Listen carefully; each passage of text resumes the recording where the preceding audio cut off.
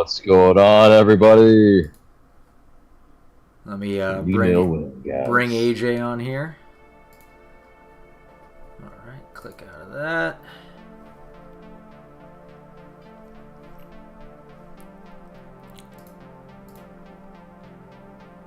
Let's say that's a good away day. Yeah, that is a good away day. Let's see. Does YouTube have us live right now? Yes, they do. Alright. Cool. Alright, everybody, how you doing? Alright. Welcome. Welcome to the stream, and oh yes, what a day.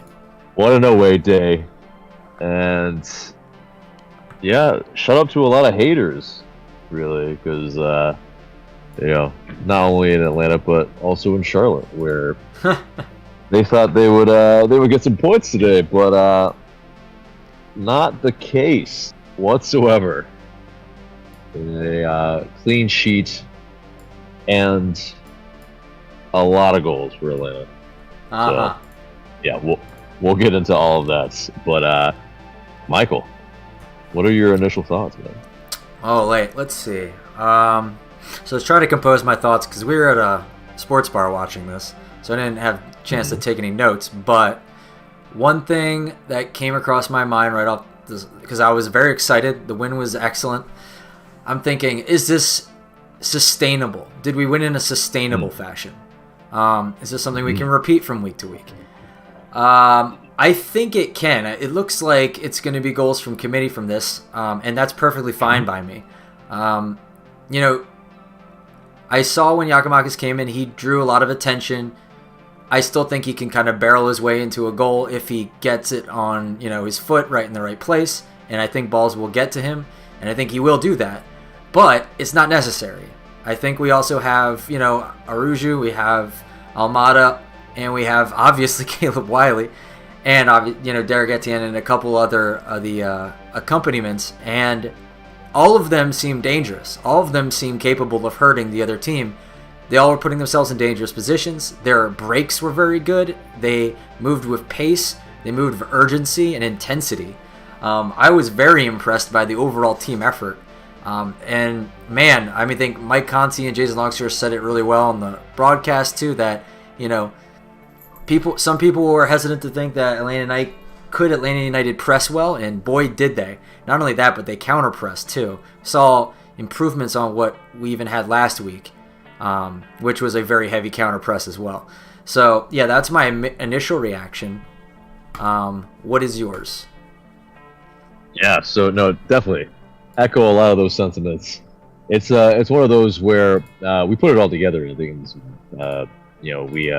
we showed it early that scoring early definitely helps us get that mentality right. When we get scored on as well early, obviously we have to fight back. We have to do some things that are kind of outside of our comfort zone, I would say. And so definitely, yeah, with this type of match, we showed a lot of the elements of our counterattack that are super dangerous. And in our wing, yes, you can see how Thiago Almada just drags defenders towards him, and just allows more of that space for others to materialize. And Wiley, he was pretty much unmarked for both of his goals on the back post. So definitely something that we love to see. That's more of that, because we concentrated more of our play, I think, on the right side, and when you have that outlet in Wiley who can exploit that space, and a glimpse of goal, and he's clinical. Is he a fullback or is he a wide forward? I guess it'll remain to be seen, but so far, he's shown, at least in this match. I was wrong. I was wrong about Caleb Wiley. Obviously he wasn't forced to cut in on them or anything like that. He found the space from being unmarked, but that, and then plus his assist for Araujo, hell of a match from the 18. This is really brilliant stuff. It's I think he's in the company of of some really good players Alphonso Davies as some of the youngest goal scorers or brace goal scorers in the league ever. So incredible. Yeah. I mean, I think if people aren't respecting Caleb Wiley yet, they're gonna start, because obviously Charlotte did not show him any respect whatsoever, and he hurt them twice. So and if that's the case, when a team looks at the film and they start seeing who the danger men are, and they start really pinning them down with like double coverage or things like that, you'll start to see other players open up, and then they're the ones who are going to have to produce. And I think we have those guys. It's just great. It's wonderful when you have a player like Caleb Wiley, who isn't supposed to put up 2 goals a game and can. That just, when the other players are double covered, stopped, stone cold, they can hand it off, and all of a sudden he's the one who can just hurt them too. Like, that is insanely. I mean, I was saying about this like last year, like I would see like fullbacks and like CBs coming up. This simply makes it a lot. Oh, go ahead. Yeah. Like I was seeing like fullbacks and center backs come up and score goals against us and score goals in other games, and I was like, damn, like if we had some support from non-traditional goal scoring positions, we would be, way more threatening. And now we have that. We aren't just, everyone get it to Giakoumakis or Joseph and then hope and pray that it works. Mark Nichols in the house. There he is. Is that there you are there. Is that glare too harsh? It is a glare, but it's I mean, AJ's got literally the sun behind him, so it's... I know, exactly. There's a bit of that. We got some nice sun flare going because it's an early match. Mm-hmm. It's a lot of happy fans in Charlotte that made the trip for sure, and a lot of unhappy fans in Charlotte as well. Yep. And what I live for. I am happy about. What I live for. No, yeah, I didn't mean to interrupt the. I heard. Well, specifically, I heard Michael talking about players being in quote unquote unusual positions, and being more unpredictable. And yeah, I mean, I do think you are starting to see an evolution. I mean, obviously, like the quality of the opponent, I guess we could say, to put it mildly, has to be considered here. But this is why, going back to last season, why when we struggled versus Charlotte, I was like, hey, I'm not a fan of this, like this. Reasons to be concerned, but to me, this is what we should be doing against a team that there's just such a big budget difference. Like you just really can't get away from that at the end of the day. And so our high-priced players are delivering, and not even just that. I mean, the academy, Caleb Wiley. Right, like just last week we were wondering how he fits into this team, and today we got a pretty good demonstration of that. So that was pretty awesome to see. But yeah, I do have. So as I was watching this game unfold, especially the goals, of course, the early goals, I had kind of a, I guess, brewing take or strong take. Do we have someone else jumping in? Not that I know of. No, he's just camera, just going in and out. Okay, there he is.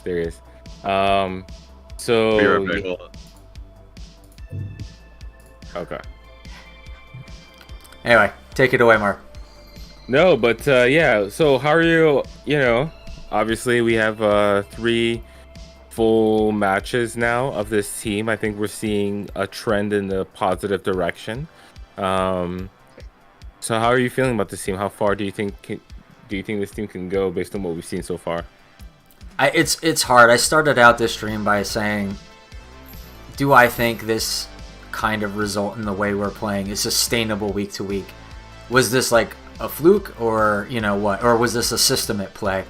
I think it was a system at play. I think, like you said, you have to take into account the team that we were going up against that is very much in kind of in limbo. Their back line really hasn't played with each other very much. And obviously we had something to prove, clearly. So I don't know yet. I think in order for me to be confident about saying anything, you're going to have to see more results and see, how we fare up against other teams that are a little bit more composed in their back line. So we'll see. But I mean, I'm not seeing anything that made me, apprehensive, really. I mean, on defense, I thought we were stout. Midfield was pretty darn good. I mean, our counter press and our winning double balls and constantly being in their faces whenever they got their foot on the ball immediately. I think that was huge. And that's, determination, grit, and perseverance from them. And also a little bit of like just being smart, kind of seeing where the ball is going to go and getting there.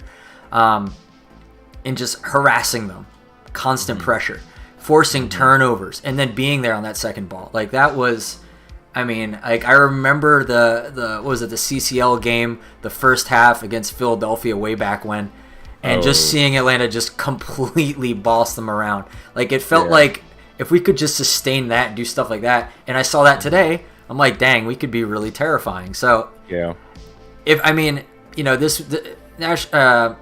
Charlotte was here a little bit for the taking.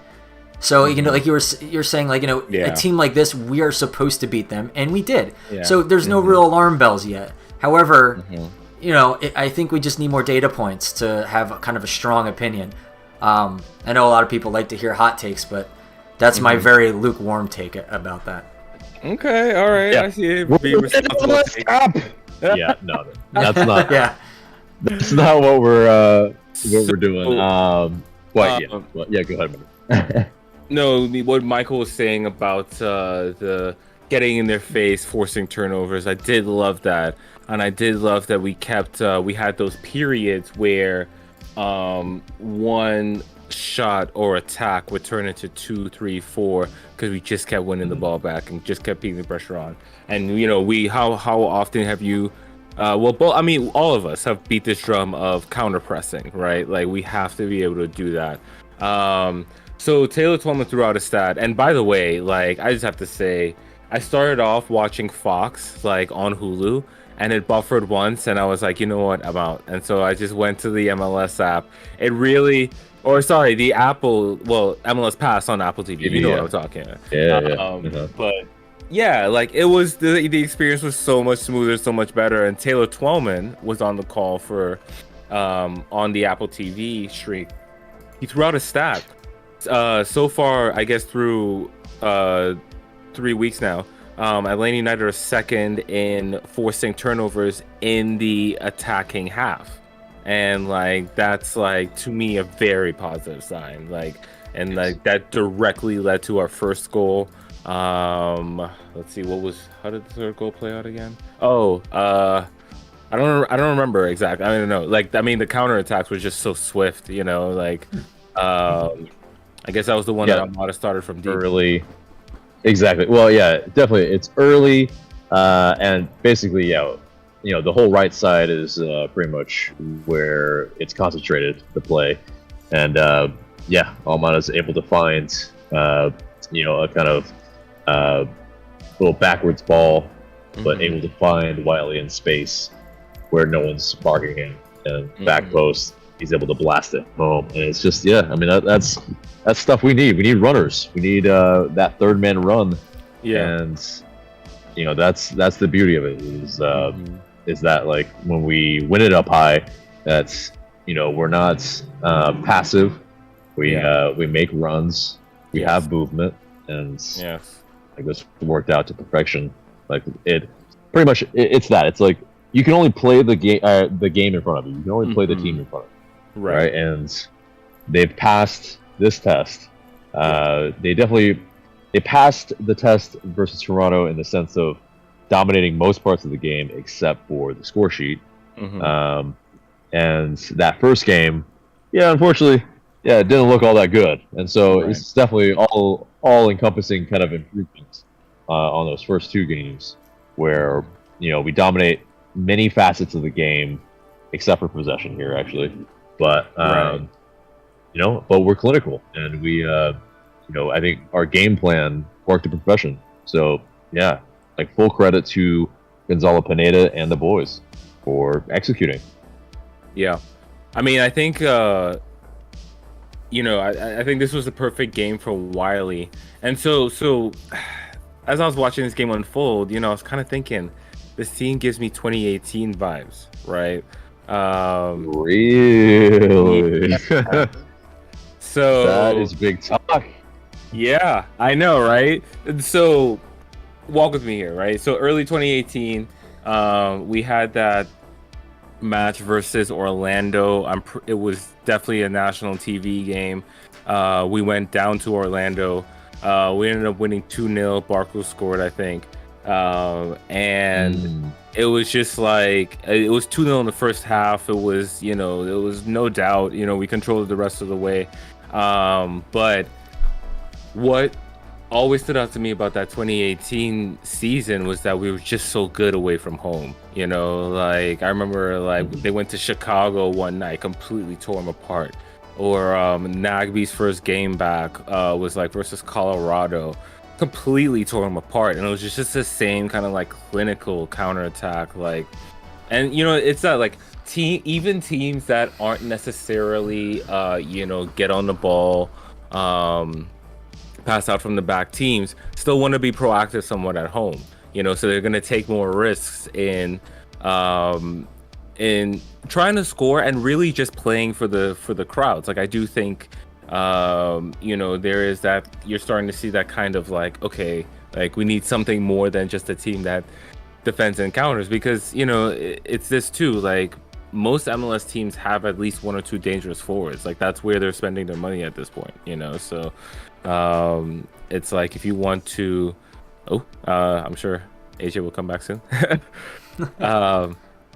But yeah, it's like, if you want to get the best out of your more than likely highly paid players, you're going to try to go for it, especially at home. And so I think that this team, if they keep this formula going, I think this team can pick up a lot of points on the road, because I just think they're just going to be so lethal on the counter. Almada's passing, it cannot be overstated. Like there are not enough words for just how good his passes are. It's just so perfect. The weight of the passes, they just come in at the perfect speed every time. Oh man. And then even just doing something like dummying in front of goal, nobody expects you to do that. Yeah. Oh god, it's just, he's clearly a next level player, and like it's fun watching the team like properly built around him. Yeah, absolutely. Just his passing is immaculate. It's sublime. Those are the only words I can think of. Like that, clearly he's destined for a league that where that is kind of the standard. So. Mm-hmm. So yeah, I don't think he's go for it, AJ. Good. Yeah, he's a player that obviously he's a level above, and you can see the game before it transpires, and it's like Mark is just waxing poetic about. It's it's a player that can take us to the next level here, and it's going to be a joy to hopefully see him for most of this year, hopefully. Yeah. But that is the grand question, really. I'm sure is how long is he an Atlanta United player? Because it probably isn't going to be a very exorbitantly long time. Can't be if he keeps especially playing like this. Mm-hmm. Yeah. So if anyone in the chat has any questions, feel free to put them in, and we'll field them. We've got AJ and Mark today, and we will field some of your questions. Indeed. Love it. Exactly. And please also subscribe, like, comment, share. Definitely that all helps our algorithm and keeps this channel going. So want to be able to do this as long as we can for you guys. So. Yeah. When you look at some of the comments, we have starting to watch the season from Norway from Bull McPreben. That is quite a distance away. I love that. Please comment where you are as well. And I also, I might want to visit that Norway. That sounds delightful. Well, if you ever want to go to Scandinavia, I have extended family there on my wife's side, so I know my way around Denmark. Oh. Okay. Hey, little future destination. Okay, all right. Plan it. Let's plan it. Catch a FC Copenhagen game. That'd be nice. Ooh. Okay. So let's see. Iron Mike says great performance. I agree. We are undefeated. Omar says that is true. It feels good. Yeah. Feels good to say that. Yeah. And it's, just on that point real quick, like first 3 games, 2 home game, road game. If you said 2 wins and a draw after the first 3, I think most of us would take that. Now, like beating the brakes off of Charlotte and Charlotte, oh baby, like that is just icing. Just the best icing. Yep. Because definitely there's like a good number of former Atlanta United fans that are now Charlotte fans, and there's some trash talk. In the meantime, it's quite good in the I-85 derby. We're affectionately calling it. Oh, I know. That's it. Are we trying to make fetch happen? Who cares? Maybe we are, but we'll find out what rises to the surface. We'll find out eventually. Exactly. But I mean, if you or anyone you love has a Charlotte FC fan in their life, just make sure you do a wellness check on them today. Yeah. I got a lot of people to check on. Oh yeah, I know, right? Yeah, there's a lot of people that have moved from Atlanta to Charlotte too. So Ball also says thoughts on Apple TV this season. As a Norwegian, I find it amazing. I think most people consider it amazing. Most people are really enjoying it. There's just like a couple little things here and there, but a lot of those things I think will be smoothed out over time. But generally speaking, I think it's been a very good success. So. Oh yeah. I didn't. My. Breaking up there, AJ. You get to a place with some better reception. Yes. James Mack says we didn't know we were allowed to have a good time like that. Yeah, it's been a little bit, hasn't it? Well, yeah. Honestly, we on the road. Yeah, we have not had the best of times generally in a lot of years. And this is like Mark is saying, like if we can keep this up, because that is the thing, is like we didn't have a ton of possession here. We played the counter game and we played it to perfection. It was very clinical, and if you could see, I mean, that's the thing, it's like Araujo, like when he gets space, he can do stuff. He can do some damage. Like he's in terms of a possession-based team, maybe it's not it, but in a team that can break on you quick and be clinical, because he's in the box. I mean, let's talk about another moment of Araujo in the box where he he had a lot of time. He had maybe like 3 seconds to shoot, and it's just, and then he lays it off to the keeper like a pass. Right. Exactly. I was trying to figure out if he was trying to find Gutman on the run, if he was trying to be cute. I didn't understand what that was. It really just looked like a scuff shot, though. Yeah. It's indecision. It's very much. It's like, he didn't know what to do inside the box. And this is where I do think, like, because I am bullish on Araujo, of course. As the past couple streams I've defended him. Defended his misses, but like he has a goal and assist today. He easily could have had 1 or 2 more of each, you know. So it's like you take the good with the bad, I guess. They didn't give him the assist apparently. Oh, they didn't. Because it was deflection. Oh, yeah. Brutal. Well, I mean, you know, Brutal. it was basically his. I mean, you know. he probably should have. Right. Yeah. He should feel good about that pass. Yeah. Exactly. Because I think, like that, and that moment, right, where it's a pass across to what looks like Almada, except Almada's laying it off, and I do think Araujo was also looking at Wiley. So just that chemistry there, that was beautiful. You know, definitely we'll have to see more of that. But you know, I do. You know, just going back to my earlier comparison about 2018, you know, that team like struggled at home a lot. You know, like I'm sure you remember those conversations that we had on the early days of the fan cam.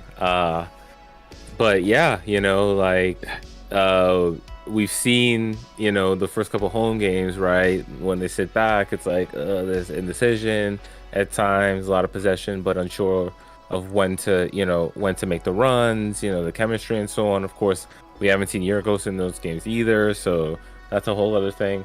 But yeah, you know, like given a little bit of space, and you know, and that had been missing, you know, like we haven't seen that in a few years now. So it's like slowly but surely like rebuilding in a different way the team that like we remember before.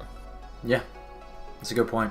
Yeah, it was exciting. Is where it was too. Yeah, right, exactly. Which is something that we haven't really said about Atl Utd in a long time. So yeah.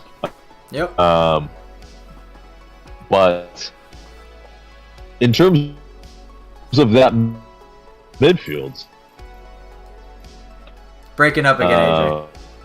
You know, and you know, talking about there right now in Franco Ibarra, basically talking about that midfield, and you know, Franco Ibarra, where I mean, he's early on coming into his own, and you know, Sosa does come on, and yeah, you know, solidifies that midfield a little bit for us. But yeah, I mean, who do we see as the number 6 going forward, or is it a double pivot, or you know, does Usetu keep his place?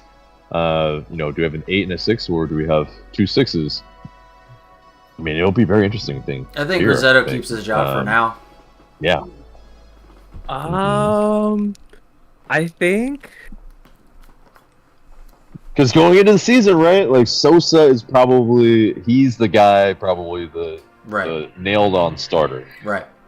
But because he's suspended, well, Franco Ibarra has this chance to take, and so far he's taken it. I would say Ibarra and Sosa would be, if there's a change, Ibarra and Sosa is the pairing that we see, with Ibarra doing what he does now and Sosa with a little more license to go forward, right? Like, I think that he can be effective in a box-to-box role, but, you know, like with his main focus would be, you know, helping to protect the back four, allowing the fullbacks to get forward, covering spaces where, you know, they need to be, and so on. And then if there's situations where we need that extra body forward, I think Sosa can do that as well. But I do think, in terms of specifically players in that pivot that we've seen so far, I think Ibarra has probably made the strongest case for himself. Does he remind you of Remedi? What do you? A little is that bit, a fair yeah. comparison? I think so, yeah. He's definitely growing more into that to me. His tenacity is like incredible. And Remedi? Is that what we're saying? Yeah, the comparison he made between Ibarra and Remedi. Mm-hmm. Yeah. I think there are some similarities. I think, you know, Ibarra might be a little bit more athletic than Remedi. And I would argue maybe a little bit more secure on the ball. like he couldn't exactly pick every single pass out, right? Yeah. So. Yeah, I mean, like Ibarra has a chance of growing into being a more experienced, knowledgeable player like Remedi as well. Rossetto with Sosa, I think that'll definitely help. Yeah. And I think that's what it is. It's like if Rossetto or Sosa can grow into that controller role for us, like Jonathan Nagbe did for us. Yes. Yeah, it'll be ideal. Whew, like we will have solidified a good number of the deficiencies. Yeah. Of yesteryear. So. But yeah, how did you guys find his performance on the road? And are we talking about Ibarra? You broke up a little bit. Oh no. Oh yeah, Giakoumakis is on the road here. Yeah. Like, how did you guys Grego? find it? Yeah, AJ, you're breaking up a good amount. But I did, kind of heard the question he's asking about. So it's about Yorgos.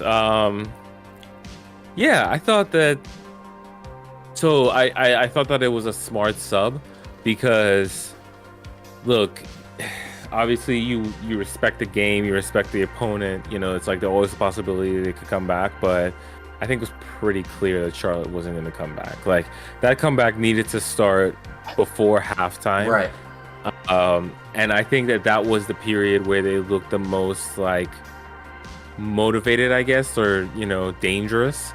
But, like, actually, that third goal was pretty late. And so that just took the whole air out of the whole thing. So, you weather the storm at the beginning of the half, and I think generally it was easy. So, to bring Yorgos on, I thought it was good. It was almost like a training exercise in that sense, right? Because it was like you had most of the starters on still, building that chemistry.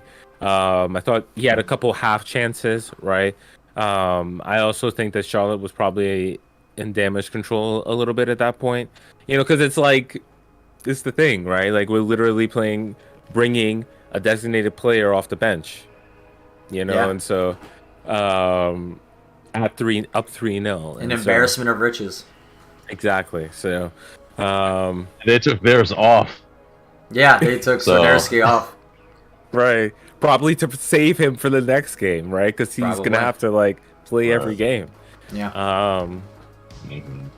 But yeah, I thought it was solid overall. I thought it wasn't too much. I guess when the game isn't on the line, there's not much at stake in the performance itself. It was it was a solid chemistry building, confidence building too.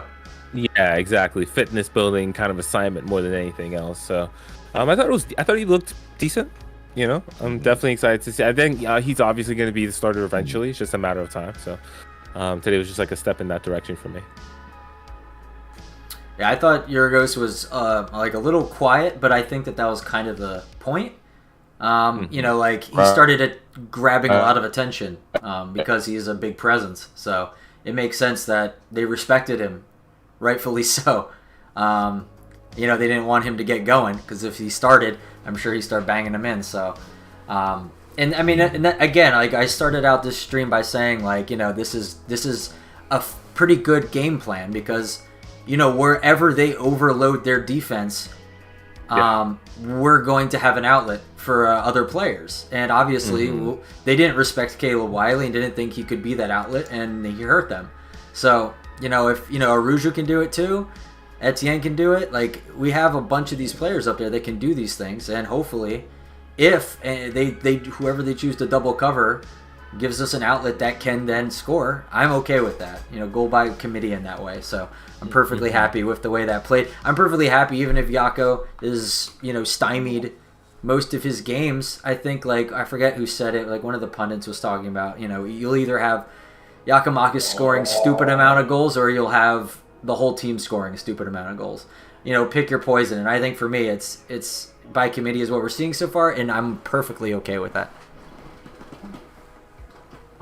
Yeah, definitely for that. That's the route, I think, to success. Yeah, for sure. But yeah, in terms of Miguel Berry, very interesting. His performance, doing really well from the front. Didn't get a goal, but we'll for Charlotte to get a foothold, and we were intense in our press, and we're able to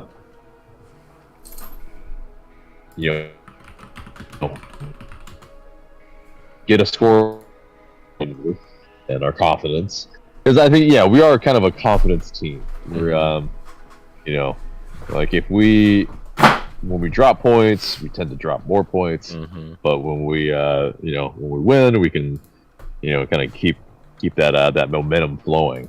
But I think there is a very I hesitate to bring this up, but later in the month, Almada will be away with Argentina, so we will have to learn how to deal without Almada in the side, and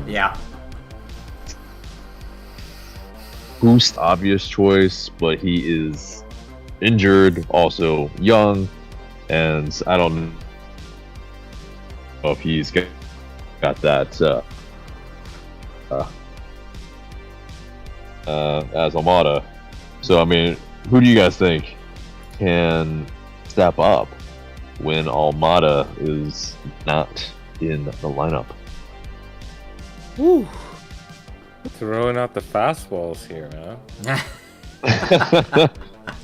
100-mile-per-hour fastballs right here, man, and with movement. So literally looking at our who can? Yeah, right. Like there's, I'll give you an answer. Probably Wolf. Tyler. There's probably Wolf. not. Yeah, there's probably not. I mean, and so it's he can't play every match. He can't play every minute. Actually, it's gonna be very interesting. I got it. Well, if you don't want to change the shape, you you move Wiley to the right, and you play Araujo in the middle.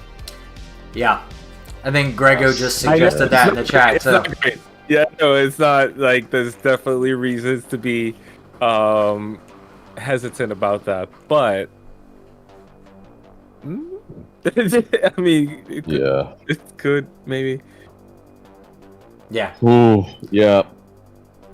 So it's definitely a thing of wrap Almada in cotton wool. Yes. And that's what it is. Like and that's what makes the Marcelino Moreno, loan more perplexing. Yeah. Player that's take up same spots as Almada, but and if you can withstand that and still keep the morale of the team, I mean, he would have been very useful. Yeah, will be very useful. So, I think that's a huge miss. And we probably need to bring in somebody that can do that. Yeah. That's the hilarity, maybe almost, is we've got Barco on loan, who's pretty much a River Plate player now, but we got Hino as well, and we don't have all your talent for all the competitions that we'll need them for. Yeah, it might be a problem in the future, but we'll walk that bridge when we come to it, I suppose, and not lament future. Yeah. It's not pain. But anything else? I don't know what you just said because you broke up a little bit, but I'll just read some more comments.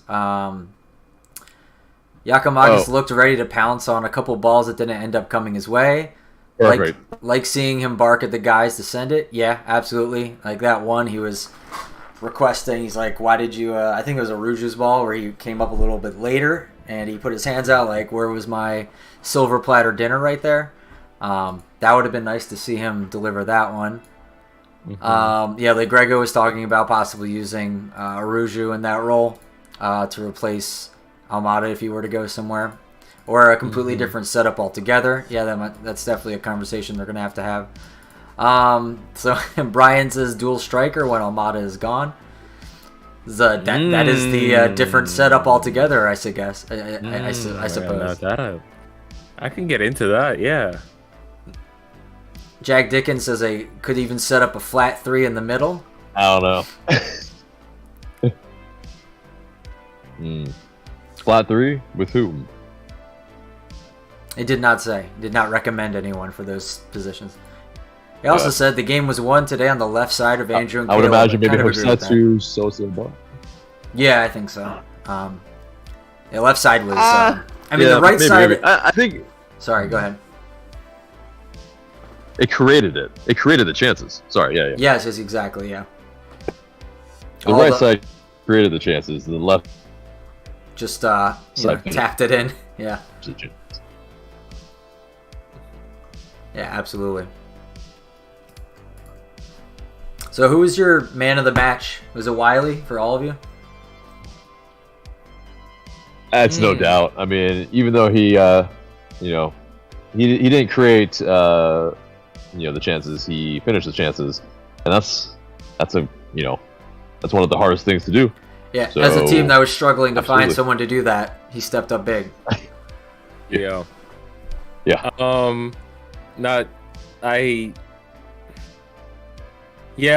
So I'll play devil's advocate and say someone else.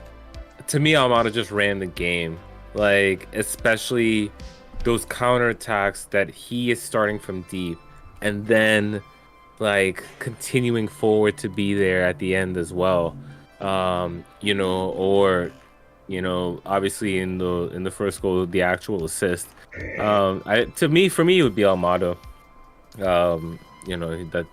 He just bossed the game for me. I mean, you could really, it's like LeBron James. Like you could give it to him every time if you so desired. Right, yeah. Good point. So, that was the thing with Michael Jordan in the 90s. Like he should have won a lot more MVPs, but he didn't because people, voters just got tired of always giving it to him. And that's why you get like a Karl Malone one year, and it's like, hey, Karl Malone did not deserve this MVP. What are we talking about? Anyway. Speaking of sidebars, there's another sidebar question. Is Sosa hurt? He said, Grego says, or is he out of favor? Because Sajic over Sosa is definitely interesting. At least it worked, all considering. No, I mean, Sadic, I think, was more fit because he had actually played some minutes. So, and he's playing well. He's in good form, too. So, Pineda definitely just favors the players that are doing well over players that may, on paper, be better. So, and, it's like kind of you have the position until you lose it, unless you're Miguel Berry. So, right. Yeah. I mean, Miguel Berry, I think he knows his role here. He's going to get the cup games, and he's going to be. I mean, it's. I think as a backup striker, that's not a bad role to have, because you're probably going to play It's that. And, I have to say, just on what I've seen from Miguel Berry so far, so like today, for example, I actually made a note. I literally made a note to make a point of this. His chest layoff that led to the second goal. You know, it's just those little things in those tight spaces that make a difference. And you know, with when it comes to players like Miguel Berry, specifically when the club signs them, you know, it's like, look, we try to be as knowledgeable about this league as we can for our audience, but we don't know every player. Like, so when they sign like a Cubo Torres, for example, it's like we don't know what we're getting necessarily. You know, you just kind of hope that the front office knows what they're doing and kind of see something in terms of their role for the team. Obviously, in the case of Atlanta United, that hasn't worked out in the past, but I do have to say, like, Miguel Berry, in the little I've seen from him so far, very effective. You know, like, can make the runs. You know, he's a decent size. He you know, can generally be a presence up there or a reference point, you know, at the striker position. And you know, like, to what you guys were saying earlier, talking about earlier, like, we're not going to be a team with a main goal scorer like we were in the prime years of Joseph. You know, like, our success is going to have to be from spreading the goals around. And so it seems like they've done a good job in identifying this player who, you know, like, the numbers weren't great. He was struggling for one reason or another, but they see a role for him in this squad, and that's encouraging to see. You know, like, making signings, I guess, with intentional purposes.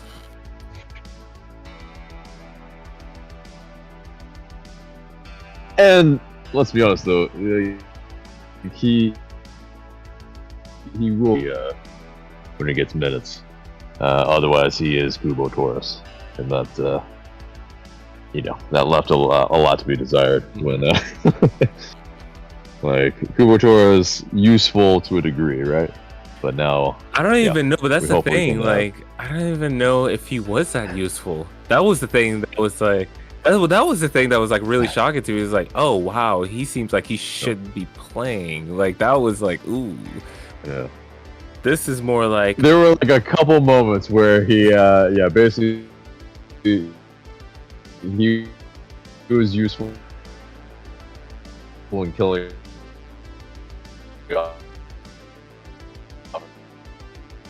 For his moments, I remember cheering.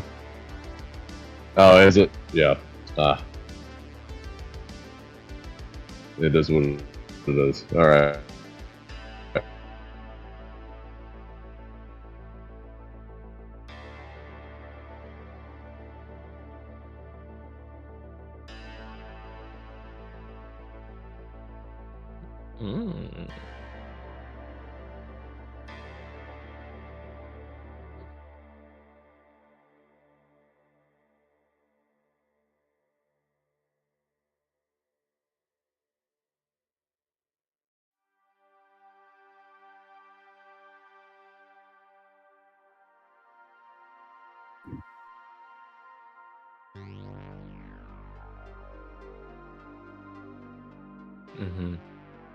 Yeah. Yeah, I really don't have that too much to add to that, because I mean, but I totally agree. Yeah. Yeah, that type of player. Can you guys hear me? Or is my connection really, really poor? Barely. Yep. I'm trying. Oh, anyway. Ibarra, he is it? I know, right? Hey, da da da da. Yeah, exactly. No, I mean, like, Ibarra breaking up the play, like, everywhere. You know, spreading out the ball nicely. Coming in and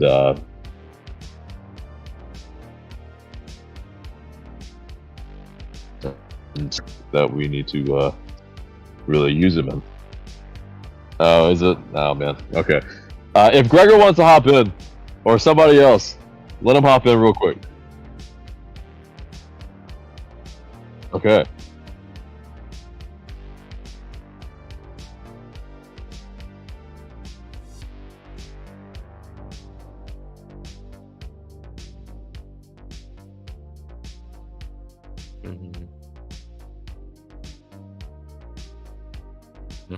At home. Yep.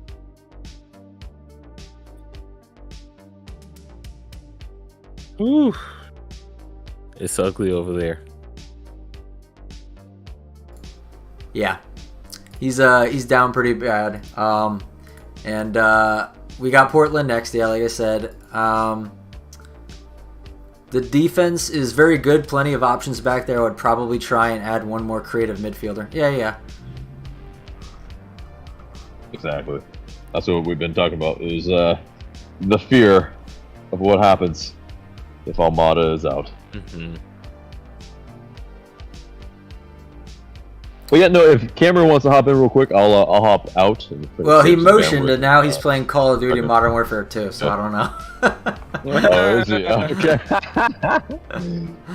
Well, hopefully you get those kills, I suppose. Yeah. If anyone wants to join the stream at any point in time, just all you have to do is join our Discord and let us know ahead of time. You can pop in and give your insight onto the game. And we love to have your reactions, so because this is what this channel is. Don't get stuck in the gulag. Yeah. Yeah, an away win is 3 points. Excellent. Absolutely right.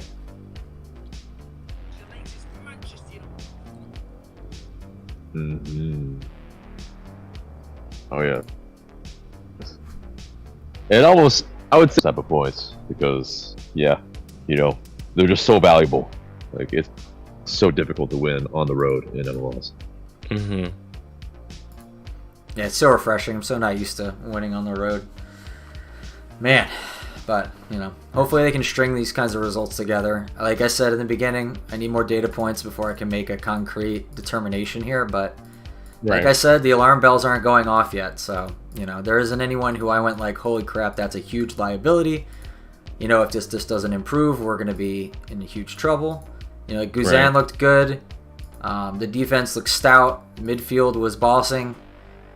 I mean, and the midfield and the attack can only really get better as they gel together more. So, I just don't really, like I said, I don't really see too many alarm bells. Charlotte looked like water trash. Yeah, I don't know what that means, but that they weren't good. That's for sure. They were incredibly disjointed. Are we talking about like Water Worlds, like that type of trash? No idea. Like if you guys know what I'm talking about, like Kevin Costner. I do know the movie. Like garbage movie. Wow. I mean, that's pretty trash, I would say. I know. I'm aging myself for sure. Yeah. But I don't care. It's only you specifically, not us. It's a garbage movie. Oh man, the team does look a lot more organized compared to last season. Yeah. Yeah, absolutely. Much uncertainty. There was so much uncertainty with even the goalkeeper position. I think Guzan is very instrumental in organizing the back line. Yeah, we definitely lost that. Not just the leadership of conducting the back line, but just in the for a little bit of the locker room.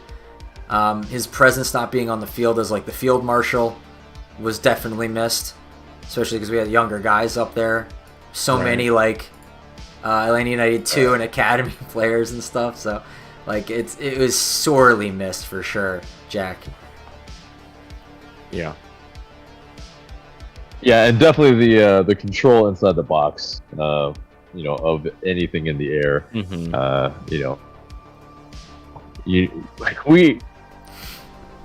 We see that Guzan is not afraid to take out his own. We've known this. We've been knowing this. Yes. R.I.P. Franco Escobar's head. R.I.P. Peralta's LGP's head sometimes.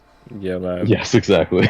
Yeah. He's learned in multiple ways, I think, not only in preseason, that, yes, if there's a person that can manhandle you, it is Guzan. Oh, yeah. Mm-hmm.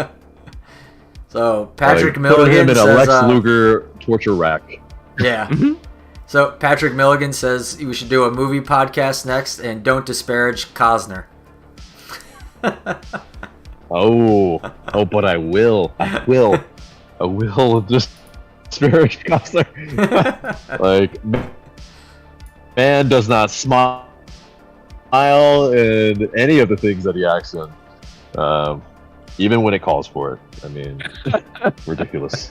he is a very good actor, but some might call him one note. Ooh, okay. One note. That's in the film industry. That's a scathing note right there. All right. So J-Mag says, I think our barometer is when we face Inter Miami and Orlando. When we get those matches, let's see Atlanta. I agree in a way, especially because we're seeing Inter Miami in the Leagues Cup, so it'll be kind of like a good barometer, as you said, a good yardstick. Yeah. And I think Orlando should be, in contention for a top 3 conference spot, which I think, like, you have to say we are in. That should be our aim, honestly. You know what I mean? Like, I don't mean to go on and on about money, but I think when your budget is as high as ours, like Atl United will always push the boat out, and so I think the expectations, or at least the goals, have to match that. So, we should be fighting for a top of the conference spot. Obviously we'll see as the season shakes out if we're actually good enough for that. But I will say I don't think there's anybody who's like jumped out as, oh, they look scary good this year. I mean, like Philadelphia has lost already. Like NYC, I'm pretty sure has lost. Like who's gonna be the top dog? There's a lot of football to be left. Yeah. To be played. I think Miami is looking a little scary, even though Joseph hasn't been like a huge key piece to it yet. I still think they look at pretty least in good. the East. Yeah. Because LAFC look like. Oh yeah. Yeah, of course. Yeah, we don't have to worry Miami too much about stuffy, them. Tougher. We do face them, so that would be fun. At That's least cool. we do face them, and supporter shield, of course. If we are even, wondering how we will fare in that, but I mean, 7 out of 9 points so far. We're in the running. It's a trophy. Yeah. Right. It's a trophy, but It's one we haven't gotten yet. Is it the trophy that ultimately we want to win? I don't know. I mean, it's a trophy that we haven't won. Yep. I mean, I definitely wouldn't mind being one of the best teams in the league. You know what I mean? Like, if we're contending for a supporter shield, that is beyond a successful season. So, I mean, the supporter shield itself is whatever, but I think that especially last season, with the 2 number 1 seeds making it to the MLS Cup, and then like another change to the playoff format, like I know that number 1 seeds have struggled in the past, and supporter shield winners have struggled in the actual playoff, but there's no reason to think that we couldn't change that trend. Yeah. So but yeah, it would be interesting to see how this. I mean, oh my gosh. So once again, we have to talk about Miles, and just how good he is. His passing has come so far, and you pretty much can't talk about Miles without talking about the contract situation, which is just yeah, troubling. Yeah, it's pretty much right. Like, in terms of like, yeah, he's gone. Have we set forth our roster to withstand that blow? And can Purata and Abram be the answer? Like, we haven't seen Abram really. I think Abram is hopefully going to be able to do that, but yeah, I agree with you. I haven't seen enough of him yet. I think it would be fascinating. Like, Purata, has he convinced you guys? Purata? I think that he's been good next to Miles. Yeah, right. As an heir apparent, I don't think you find like really an MLS level defender that's not a DP level player like Miles. Yeah, he's that good. So I think he could be destined to be a DP.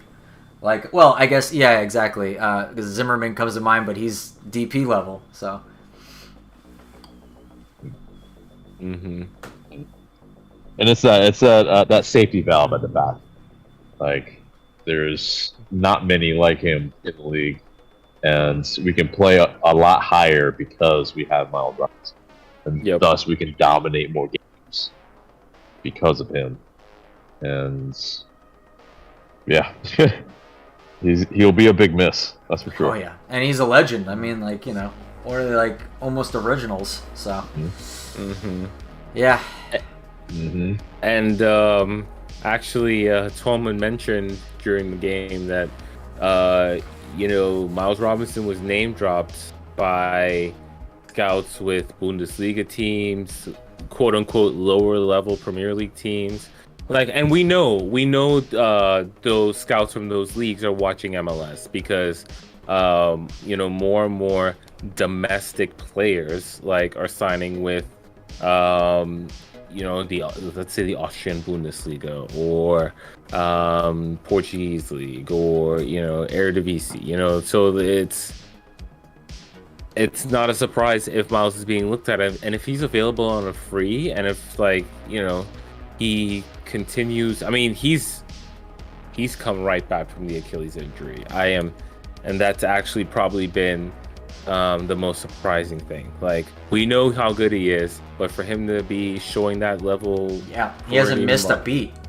Pretty much hasn't missed a beat. So it's like, if those teams are paying attention, like I'm pretty sure they are, and he's available on a free, and I wish him luck if that's what it becomes. So off to Leeds United with the other Americans. Yeah, right, exactly. Oh my gosh, how much of a difference would he make at a Leeds United? I mean, jeez, So, yeah, and if that's what it is, then I definitely would wish him luck. Yeah. But but it just puts us Leeds, in a pickle. Fulham. I can see those two teams going from. Yeah, exactly. Fulham, Brentford, maybe.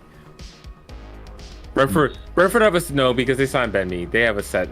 Not to turn this into a Premier League podcast. Yeah, but I can see Bundesliga as well. That would be interesting. Yeah. And but I mean, I think we did see how poorly that went for Bello. Yeah. And like, now it's pretty much his career is anonymous, unfortunately. Yeah. So we got some Miles Robinson love in the chat, so I want to read some of these.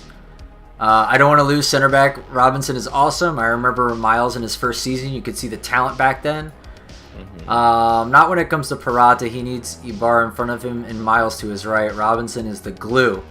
I'm proud of Robinson because I want the quality of MLS to go up, but I don't want him to leave at ATL.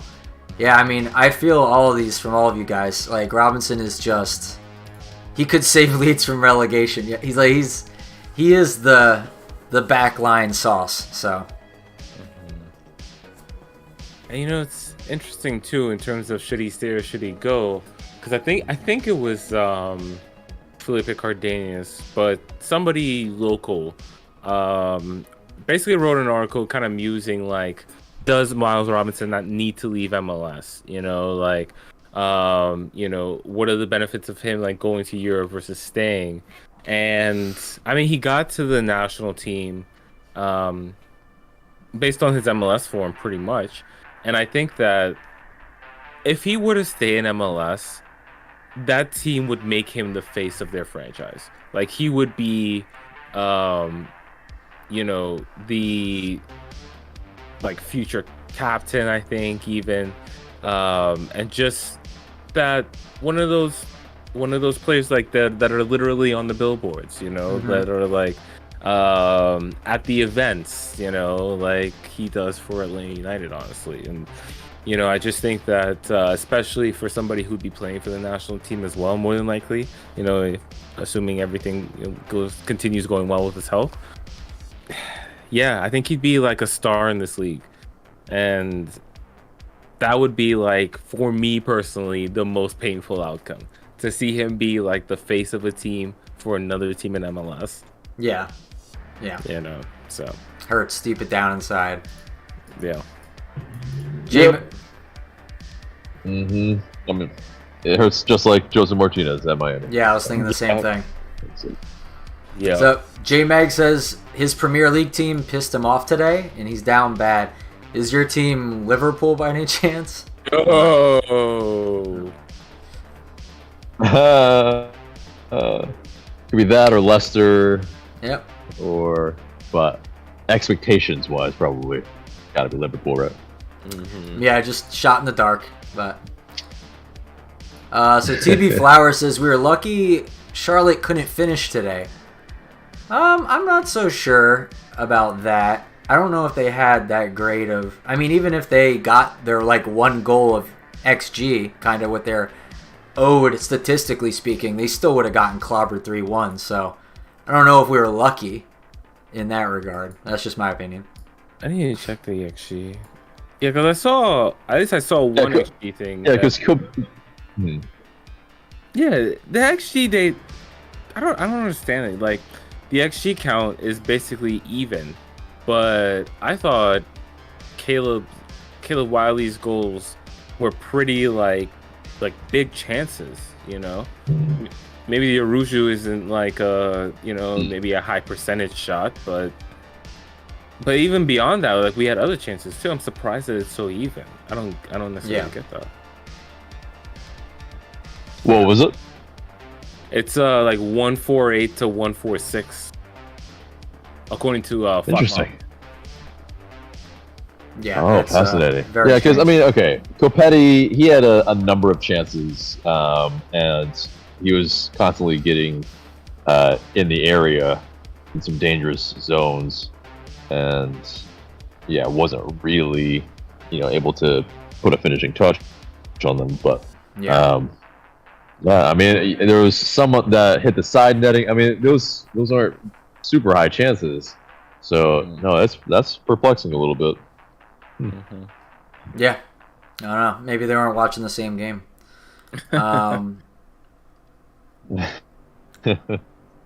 Yeah, so Brian says, I think Robinson stays in MLS. You run the risk of him becoming DP Price, which really is a waste of how the pay structure is, sadly. And then TB Flowers says, Caleb cleaning up the back post twice was fantastic. First one from Caleb was a very composed finish. I agree. Yes. He roofed it. It was beautiful. Yes. And it was like a good build-up, and then roofed it right up. I thought it was just going to go over, but oh my goodness. I was ecstatic. I thought it was going to go right into the keeper. Like, I was just like, I don't know. He's left-footed. Like, I don't love this angle. Like, he's not normally, it's almost like because you know who it is, you're expecting a certain kind of outcome. Oh, beautiful. Beautiful, man. I'm so sorry. I wasn't familiar with your game, Caleb Wiley, apparently. Like, yeah, right. But that was awesome, man. Yeah. And that early goal, like, how we cried out for that. Yeah, it sucked all the energy out of them. Yeah. This.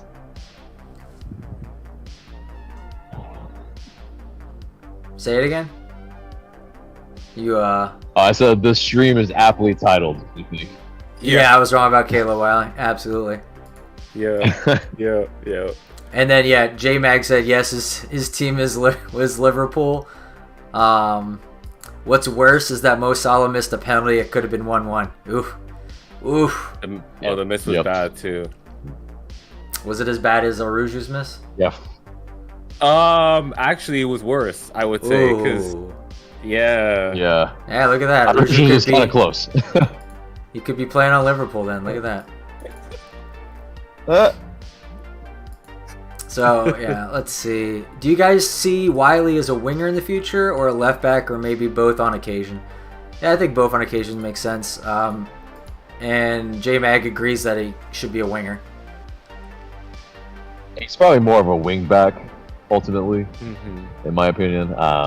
He needs to solidify, I think, a lot of the defensive part of his game. But I think that's why he's being played in the more attacking role right now, is to grow those aspects, and he can always learn the more defensive aspects later, because the attacking aspects are what is going to really get the most bang for the buck on the transfer market ultimately.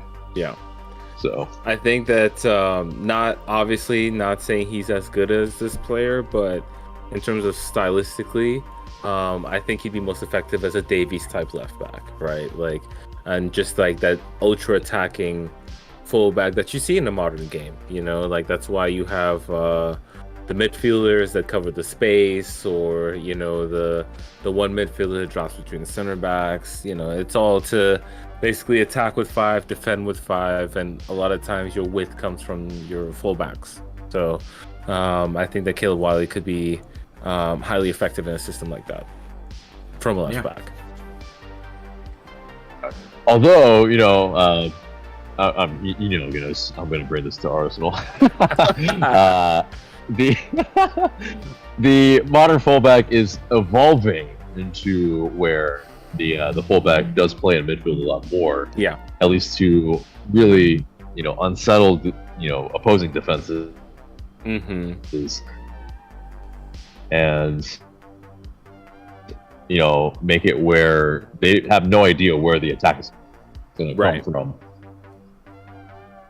And I think that's probably an aspect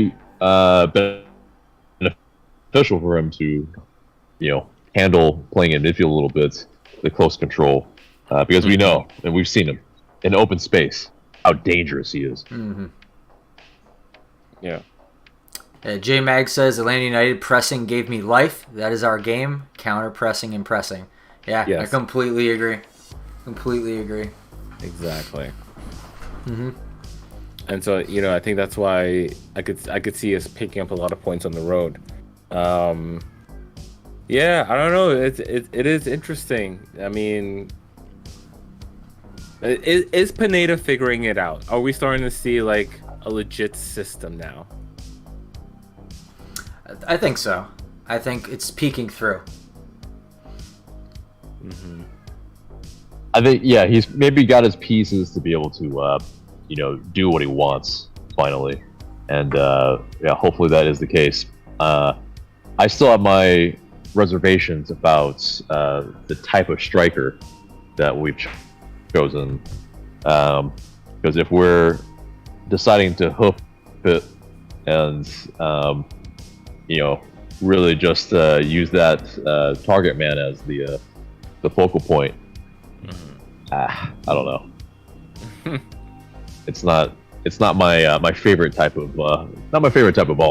So we'll remain cautious, I think, on the attack. But I think possession wise and control of the game wise, I think we're seeing what Pineda ball is. Yeah, I think so too. J Mag, thanks so much for subscribing. I'm glad you tuned in and you stop by more often. That's awesome. Good to hear. Appreciate it. Yeah, J Mag's one of the OGs. All right, awesome. I think the food Pineda is cooking is starting to come together. Let him cook. I agree. Let the man cook. That's right. Chef Pineda. Yeah, Chef Pineda. So yeah, if you guys have any more questions, get them in now, because I think we're just going to start closing up very soon. And with that, AJ, Mark, if you want to have any parting ideas. Was AJ going to say something?